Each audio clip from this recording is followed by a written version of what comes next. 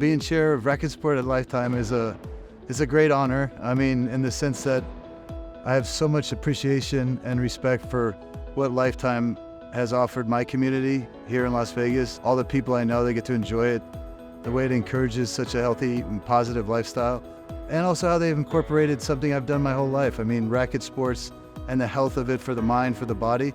So to be able to be a part of a vision for not just Lifetime internally, but also sort of how we grow the sport of pickleball and bring attention to tennis as well, because they both can play very nicely in the sandbox together. So on a lot of levels, I'm excited to be a part of this team.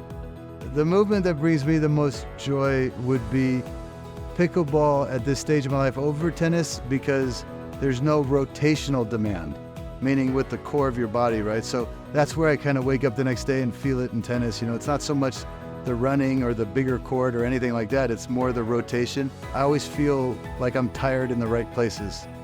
I'm looking forward to playing the Pickleball Slam 3 for a few reasons. Number one, it's like in my backyard, my home, and I get to play with my wife, which is really awesome because we did that last year. And then also too, you know, we get to play against Andy and Jeannie, Bouchard and Roddick.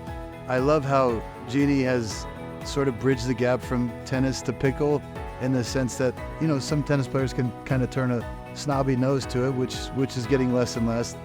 And then Andy's he's been a peer of mine. He's been a great friend of mine as well. And I love what he does off the court for his foundation. And he's a competitor. You know, I know he's going to go out there and sweat bullets. He's probably the only person that sweats more than me on a pickleball court. I think pickle and tennis are symbiotic. Nobody's ever going to grow up with pickleball and then move to tennis, because the demand of what tennis requires is highly nuanced and trained, and you have to kind of learn it as a youngster to really maximize your ability to play it. But everybody that plays tennis will end up playing pickleball. I mean, they just will. Either time is going to tell them, okay, tennis is a little tough on my body now, or just by sheer community, right? Realizing that pickle is in a smaller space and you get to engage more with your family and friends, and it's still competitive and it's still a great workout. My passion for education came a long time ago, probably due to my lack of education personally, because with that lack of education, there was a significant lack of choice.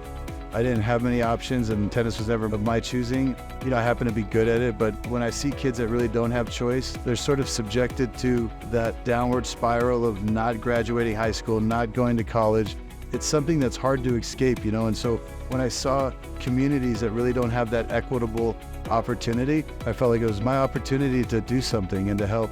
I've raised a lot of money philanthropically for inner city charter schools and public schools that are focused on creating that equitable environment. You know, I've found ways to scale it. I've built 130 schools across the country for those communities. You know, as much as I've tried to give to it, it's given me a lot more.